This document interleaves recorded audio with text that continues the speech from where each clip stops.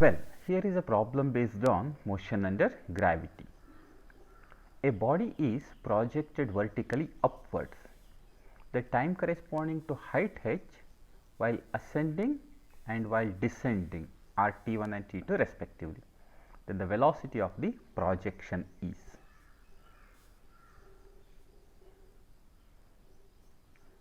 Suppose we consider the first case.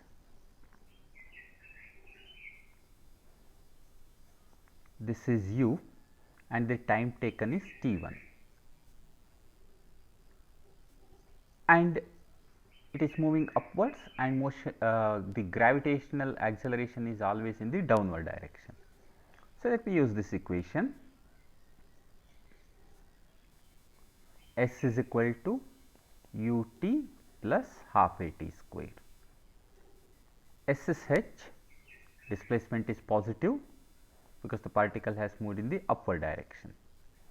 U is positive, t minus half g t square. Why is it minus? Because the particle is always pulled in the downward direction. Acceleration due to gravity is always negative. Now, if you simplify it, you will get two values of t. It is a quadratic equation. We will give two solutions. Suppose we consider the sum of the roots, that is t1 plus t2. You know, t1 plus t2 from this equation can be written as 2u divided by g. 2u divided by g. You do not even have to simplify this one in fact.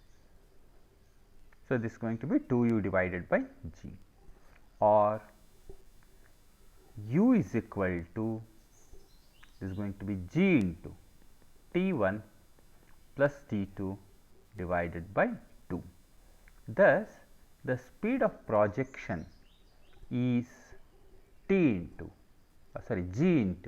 t1 plus t2 divided by 2. So, D is the correct option.